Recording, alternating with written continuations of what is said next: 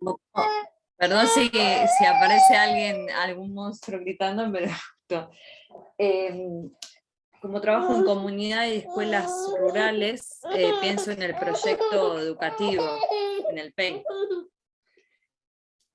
en el proyecto educativo institucional. Como las escuelas estas que trabajo son de comunidades originarias, creo que está bueno partir ahí para bueno, complementar nuestro proyecto pedagógico con el de la escuela y toda la trayectoria que lleva la escuela a cabo, digamos, para más allá de los actos escolares, digamos, ir trabajando como elemento fundamental, ¿no? La comunidad. Lo digo porque que casi todas las escuelas que tengo son de esas comunidades. Entonces, siempre trabajamos en conjunto con otros docentes de artes plásticas, y eso está muy bueno porque ahí ya tenemos una continuidad y además tenemos un equipo de artística donde, bueno, nos mensajeamos, donde tenemos otra afinidad. No se da mucho en todas las escuelas, pero generalmente en las que estoy ahora tratamos de que sea así, que se dé con fluidez cada proyecto que proponemos. Y bueno, y el tema de los tiempos también. Las propuestas didácticas de cada uno es, ¿viste? Las secuencias también de cada acción y trabajo, no es, o sea, sí se lleva a cabo, pero no nos dan los tiempos a veces, entonces tratamos de darle continuidad al otro encuentro, si bien no nos vemos el martes, por ejemplo, vamos los martes, al próximo martes, darle una pequeña continuidad de lo que fuimos trabajando y abordando en ese sentido. Pero sí tener un proyecto en claro desde el proyecto institucional para trabajar como primer pilar, digamos. Yo opto por eso, digamos, es la mejor forma Lila, de y trabajar en conjunto. en ese marco, por ahí, ¿nos podrías compartir alguna experiencia concreta que pueda ser como bastante visible para los chicos y las chicas, como alguna experiencia concreta que tenga que ver con esa articulación con el proyecto institucional, o con esa creación de un equipo de trabajo, ¿no? y de un proyecto común? Sí. Ellos tienen muy en claro el tema de lo que es las huertas, la convivencia familiar. Entonces siempre en las horas de naturales, por ejemplo de ciencias naturales, que más ahora están las ciencias, tratamos de intercambiar y de realizar diferentes bueno, talleres, y haciendo esa ceremonia, que bueno, ellos ya tienen bastante avanzado todo lo que es el cuidado de las plantas y todo, nosotros llevándola a la representación. Elegimos leyendas guaraníes, entonces hacemos esa conjunción entre las ciencias naturales, sociales y las artes. Y este año trabajamos Yerba Mate y la Luna, que es una leyenda guaraní, y el año pasado también con los quintos, por eso hablo siempre de los quintos, porque funciona, ¿viste? Es una edad que ya saben leer, bueno, ya se animan más a interaccionar entre ellos, y a accionar y a participar en conjunto. Lila, por ahí engancho con otras preguntas que pensábamos como más en relación a las condiciones, como bueno, entrar en el marco que se dan por ahí, recién hablabas de los ciclos, nosotros nos preguntábamos, bueno, en qué ciclos y en qué grados se dan, con qué herramientas se encontrar, eso es como que es muy puntual y de paso, no sé, recién escuché y digo, bueno, tiene que ver con el proyecto institucional, tiene que ver con que la directora tenga más como una intención de sumar teatro tal grado, eso por ahí ver cómo es más operativamente, y por el otro lado es como, bueno, queríamos conocer esto, en qué espacio físico se da en concreto la práctica de la enseñanza teatral y con qué dificultades se encuentran en relación a ese espacio físico, qué herramientas por ahí empiezan a observar que faltan en relación a esto que traía como, bueno, Gaby hoy, que es una enseñanza recontra distinta a el banco y la silla y el pupitre y eso más, más tradicional. Y gracias por estar acá en esas condiciones de crianza. Gracias. Sí, se me viene también a la experiencia que tuve, porque justamente en esa escuela la directora estaba ajena de toda esta situación ancestral y los orígenes de cada uno, digamos. Entonces, a la hora de llevarla a la acción y hacer un ritual el día de la Madre Tierra, me dijo, pero usted, profesora, tiene, además del proyecto, tiene fundamentos como para hacer esta especie de gualicho, me dijo. Como que interpretó, ¿viste? Lo llevó a otro extremo y claro, ahí tenés que tener el proyecto claro y la fundamentación de por qué se está llevando esta actividad y este encuentro, esta acción que realizamos, porque cada uno lo puede tomar de diferentes miradas, más la directora de la escuela que estaba ajena de todo lo que lo que veníamos trabajando, y bueno, como que cuando uno lo lleva a una representación imaginaria, se encuentra con personas que dicen, uy, no, es un gualicho, o es algo que va a invocar a otros seres humanos, viste, como que el teatro juega un montón a disparadores insignificantes y bueno, tenés que estar en claro. Me dijo, bueno, acá está mi proyecto, yo le mostré los fundamentos, todo lo que veníamos trabajando y ahí se aclaran todas las diferentes miradas. Por eso digo, siempre hay que fundamentarlo y tener el proyecto por escrito, ¿no? Más cuando trabajan con otros elementos. ¿Me puedo sacar? Vos tenés esto, la cámara.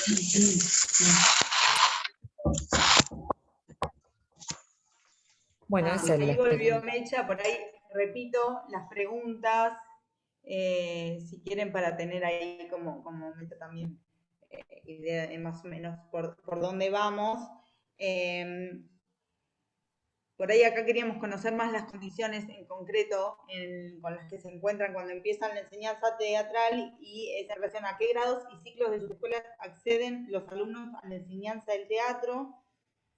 Eso por un lado como más puntual, y después saber en qué espacio físico se desarrollan las clases de teatro, con qué materiales y recursos cuentan, y si piensan que son suficientes para el desarrollo de las clases, bueno, y por qué, y si tuvieron limitaciones desde la institución a la hora de adecuar el espacio para el desarrollo de la actividad.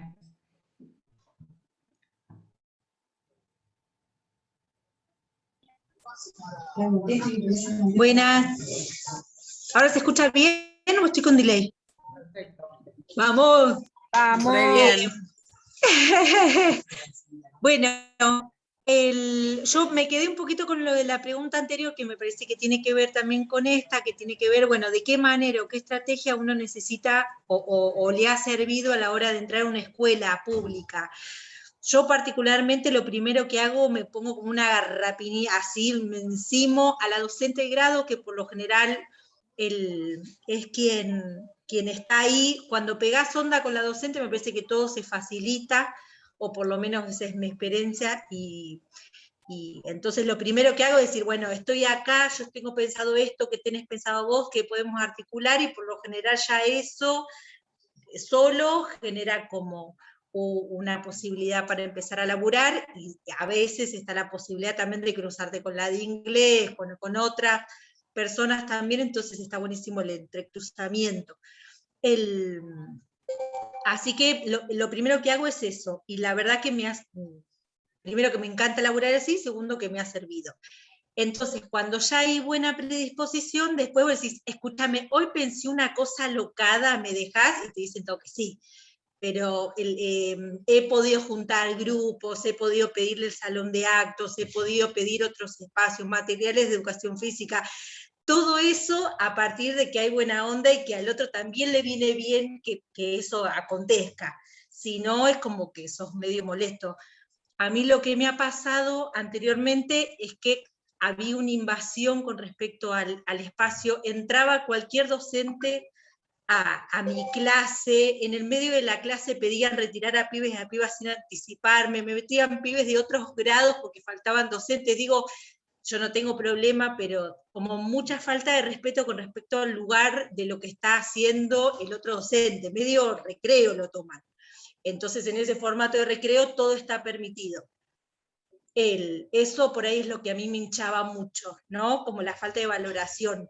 Pero bueno, también hay que militar esa diferencia para que eso no pase.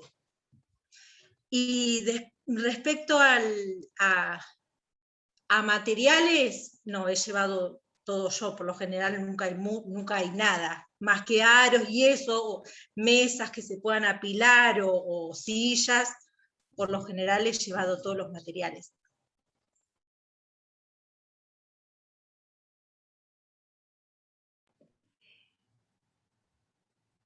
Está bueno esto que... ¿Me escuchan bien? No sé si tengo buena señal acá. Sí. Pensaba en esto, digo, durante tantos años el teatro fue un espacio extracurricular, como fuera de la currícula, un espacio marginal dentro de lo que se enseñaba en las escuelas, que es lógico que dentro de la cultura institucional y de un dispositivo tan poderoso como el que hablábamos, todavía cueste que sea reconocido el lenguaje como un campo de conocimiento con el mismo estatuto que todos los demás. Y eso es la gesta que siempre mencionamos cuando empezamos a cursar práctica docente, ¿no? Para eso también vamos a las escuelas primarias, ¿no? Para dar esa batalla porque este lenguaje sea reconocido realmente como un campo de conocimiento y que merezca la misma consideración que cualquier otro espacio. Esto que dice Mecha, bueno, es casi un recreo, ¿no? Es como un lugar que se puede, una zona de trabajo que se puede interrumpir, que se puede alterar, que no necesita tener una preparación previa, una condición espacial determinada, ¿no? Es como que en ese sentido hay ahí todavía algo por construir, que no tiene que ver con un disvalor de parte de los compañeros y compañeras con los que convivimos dentro de las escuelas, sino que tiene que ver con que todavía no se ha transformado, no se ha alterado la cultura, ¿no? Y que el dispositivo es muy poderoso y va para otro lado, ¿no? Entonces ahí hay como un espacio de legitimación que, así como decimos, bueno, entramos a las escuelas para dar clase, para enseñar teatro, pero también para que el teatro sea reconocido con esta importancia que le otorga la ley en las prácticas cotidianas que se dan en la escuela, ¿no? En el modo de vivir el teatro y la clase de teatro dentro de las instituciones. No sé si me explico o si la compliqué un poco, pero me parece que ata con esto, sí. No, que pensaba también, como decían, Lila nombraba hoy el proyecto pedagógico, ¿no? Como una herramienta de fundamentación de la práctica. Mecha menciona la articulación con el docente como otra herramienta para fortalecer, ¿no? El espacio de la enseñanza del teatro en las escuelas, para legitimarlo. Por ahí podemos mencionar algunas otras herramientas que lleven a eso, ¿no? Que construyan, digamos, la legitimidad del teatro como área específica de conocimiento. Nada, por ahí una pregunta que puede seguir pensándose.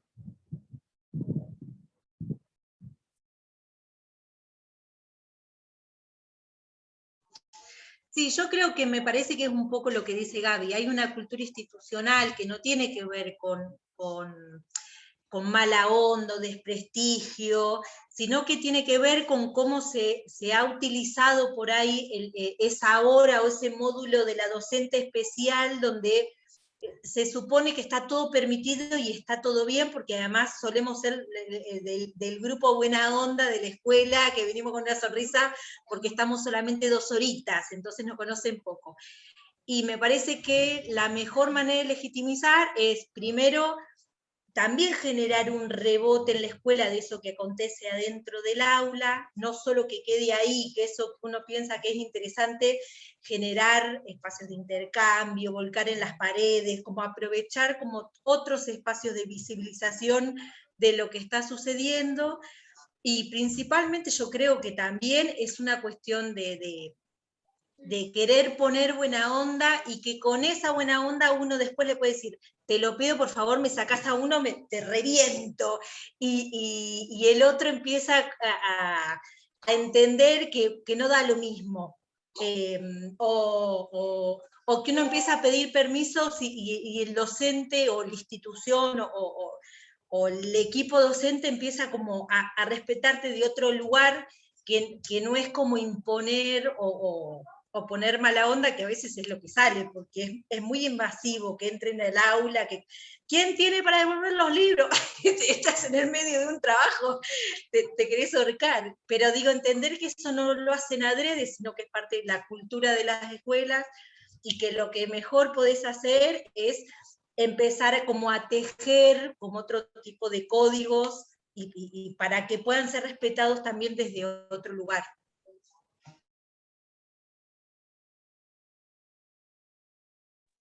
Y a partir de esto que decías, también se nos viene para hilar un poco con las preguntas que teníamos planeadas, más sobre la enseñanza en sí del teatro. Esto de el teatro como campo de conocimiento, ¿qué herramientas o sea, del teatro pueden colaborar en otras asignaturas? Puntualmente, si nos querés contar alguna experiencia o algo del teatro como área de conocimiento, contribuyendo también en otras asignaturas.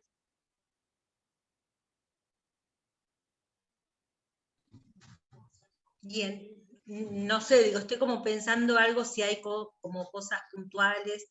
Yo creo que todo lo que acontece adentro del aula de todas las áreas, de alguna manera, tiene que ver con el teatro en relación a maneras de comunicar, empezar a construir códigos, que no hay una sola respuesta, sino que puede haber muchas respuestas y diferentes maneras de responder hacia algo mismo.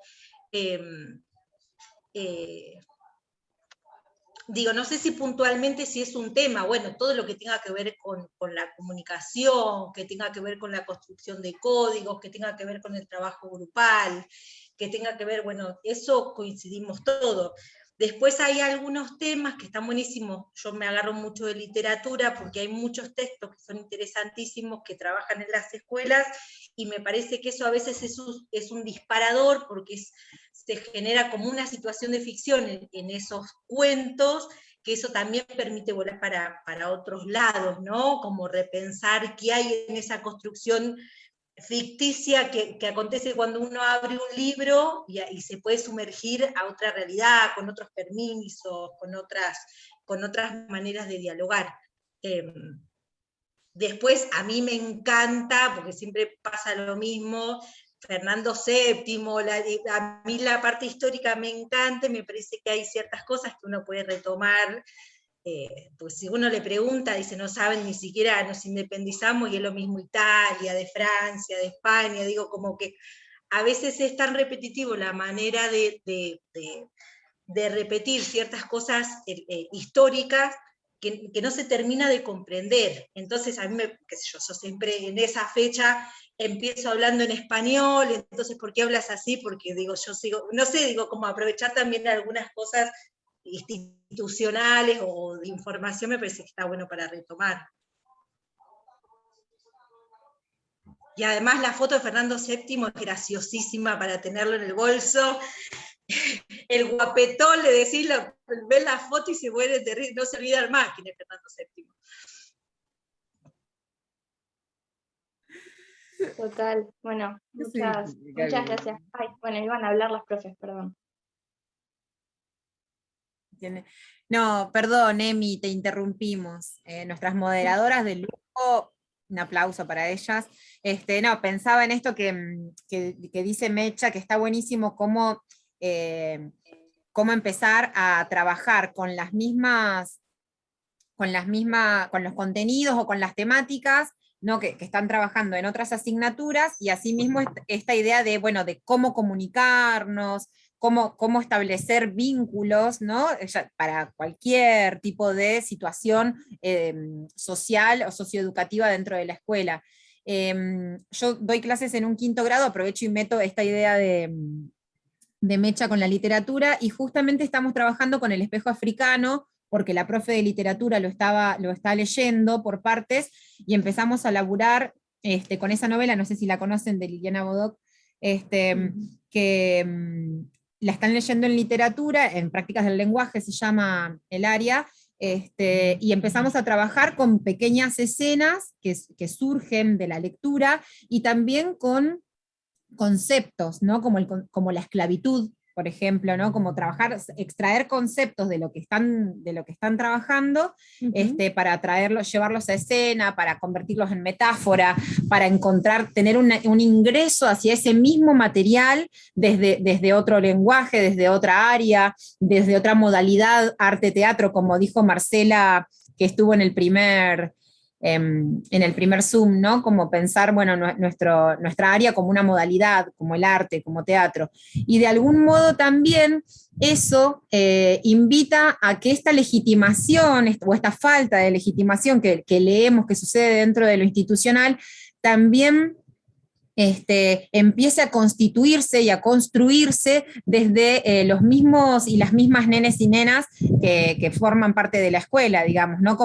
Cómo se les presenta la hora de teatro a los estudiantes, esta hora en la que se dan vuelta la silla, se corre todo, que se puede saltar, que nos podemos reír del virrey o del rey de España, ¿no? Y que de repente también eso implica estar conociendo, aprendiendo de modos de leer y escribir el mundo, ¿no?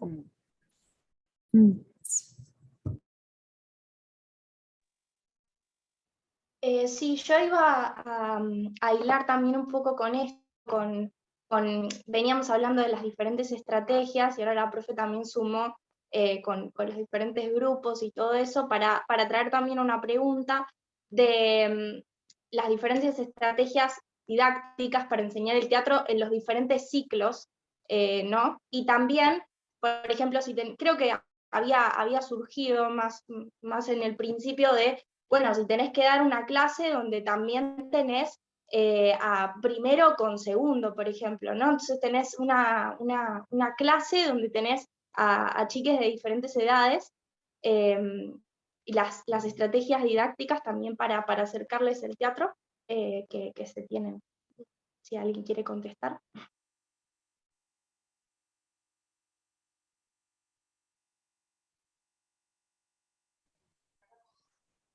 Yo aprovecho, Digo,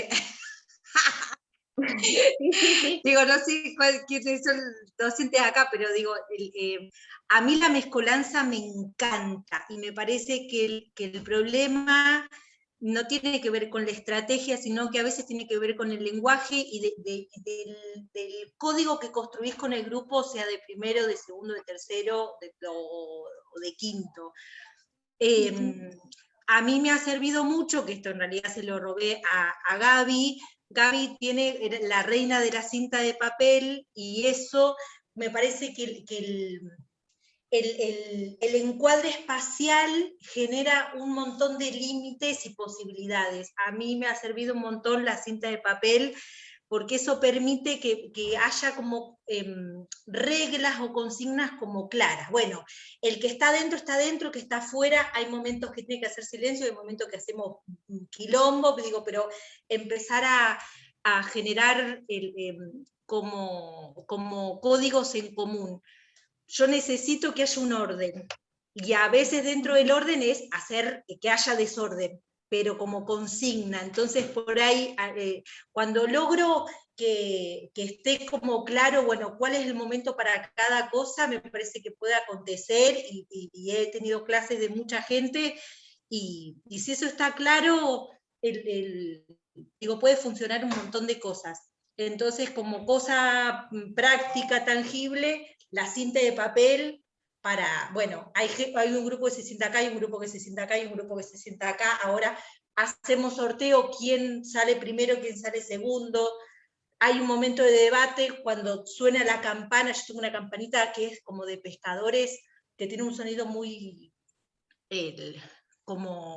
lindo, o por lo menos a mí me gusta, entonces bueno, cuando suena la campana algo va a pasar, entonces anticipo con la musicalidad, entonces se logra el silencio, como el orden a mí me ha ayudado un montón para que acontezca esto, que nos podamos mezclar con los que faltaron, con el resto de educación física, y podamos laburar.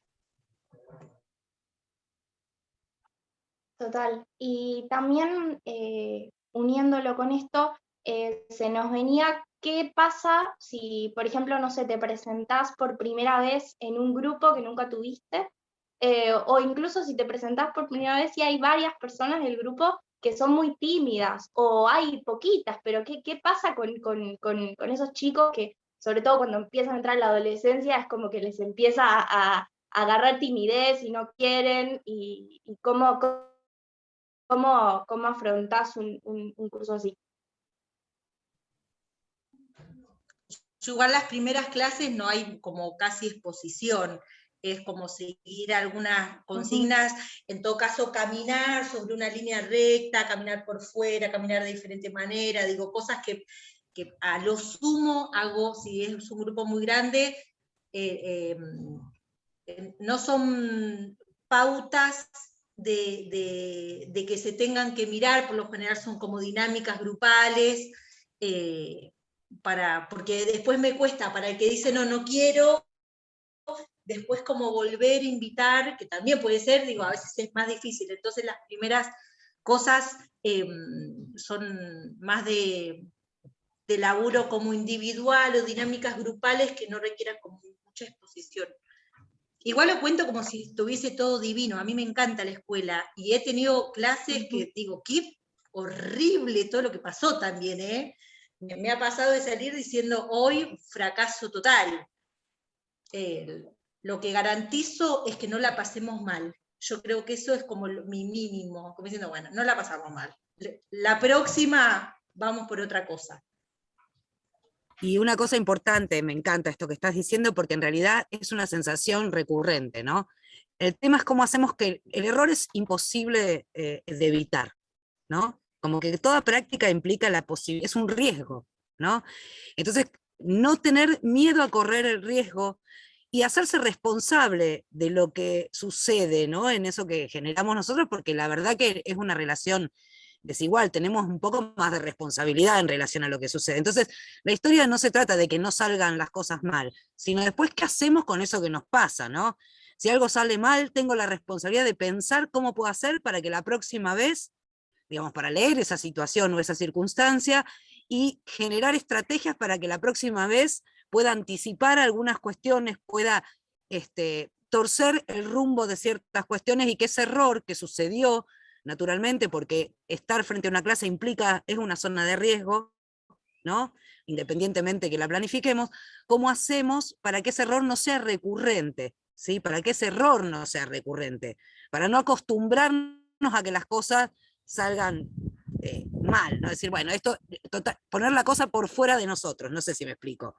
Esto que decíamos en algún momento, comentaba Lila, creo, de bueno, o no sé quién comentaba, alguien comentaba la cuestión de, bueno, pandemia, cuerpos separados, protocolos, 1,5 metros entre pibe y pibe, bueno, si nosotros hemos laburado en la carencia y el límite históricamente, ¿cómo hacemos para aprovechar, digamos, para sacar provecho de esas condiciones, ¿no? Con los elementos y las herramientas que tenemos?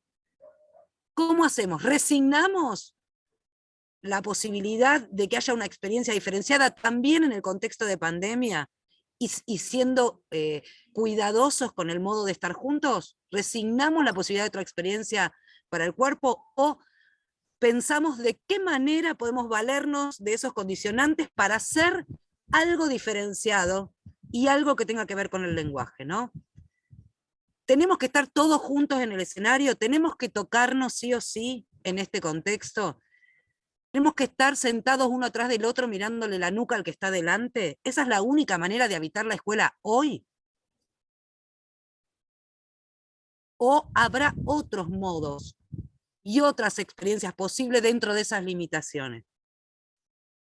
¿Hay otras formas de ordenarnos, de organizarnos, de transitar la experiencia que no sea estar alineados en fila y mirando al frente a un profesor, a una profesora que habla, o que escribe en el pizarrón, o escribir en un cuaderno? ¿Habrá otras maneras? Mira, Gaby, un poco como aprovechar como algo concreto. A mí me pasó una vez, fui a una secundaria y entré y ya la gente me miró con cara diciendo, no, no piense que voy a mover el orto, ¿viste? Entonces dije, bueno, ¿cómo arrancamos? Entonces trabajamos sobre que ahí, en esa clase de teatro, íbamos a ponerle como énfasis al cuerpo. Lo único que hice en esa primera clase, puse a 2 personas que tengan ganas, que se pongan en una pose, sentar en una silla lo más cómodo posible, uno se da vuelta y solamente le decía, tenés que modificar algo del cuerpo, o los pies, o los brazos, o lo que fuese, la persona se da vuelta y tiene que darse cuenta qué es lo que vos modificaste. Eso nada más. Pasaron 2 y el resto solamente miraba, no hacía nada. Y la persona, en vez del brazo acá, se ponía el brazo acá. Esa boludez. Se da vuelta, mirale la cabeza, mirale el pelo, mirale si se cambió el peinado, los brazos, bla, bla. Eso trabajamos nada más. Después de a poco tenían ganas de pasar y lo que fuese como desafío.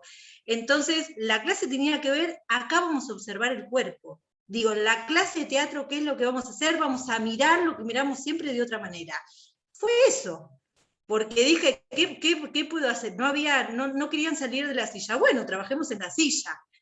Como pensando un caso así como de secundaria, que había como, que te dabas cuenta con la mirada que había mucha resistencia a lo que le pida. Bueno, empezamos por eso.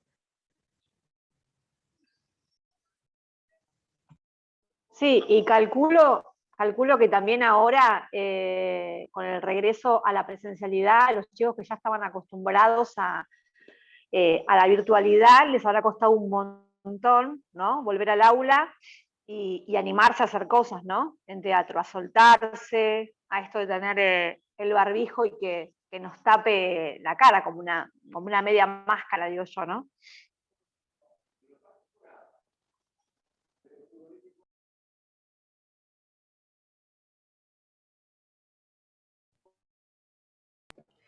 Sí, tal cual. Yo tengo acá, nos quedan 4 minutos, tengo un pequeño videíto para que veamos antes de volver y hacer el cierre de nuestro conversatorio, que es de la Escuela Primaria 62.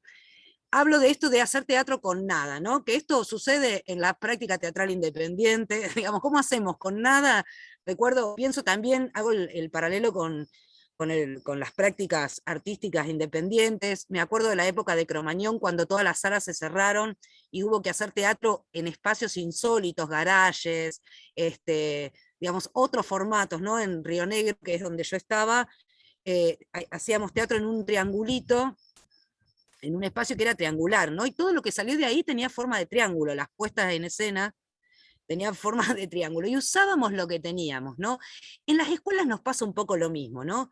No hay vestuario, no hay maquillaje, y eso en realidad, en vez de ser vivido como una cuestión deficitaria, ¿no? Es, bueno, ¿qué posibilidades abre, digamos, el lenguaje con estos condicionantes, ¿no? Si quieren, cerramos estos 2 minutitos que quedan viendo un pedacito de video de una clase en nivel primario y retomamos, volvemos y abordamos los últimos interrogantes que le dan cierre al conversatorio. A ver si puedo compartir, si me habilitan para compartir, Noé y Flor. Ahí va. A ver, díganme si tengo que compartir sonido. Ahí vamos. A ver, ahí se ve. Sí, ¿no? Ahora lo abro. ¿Se ve? Todavía no, Gaby, pero se está compartiendo. Ahí está. Bueno, a ver si se escucha.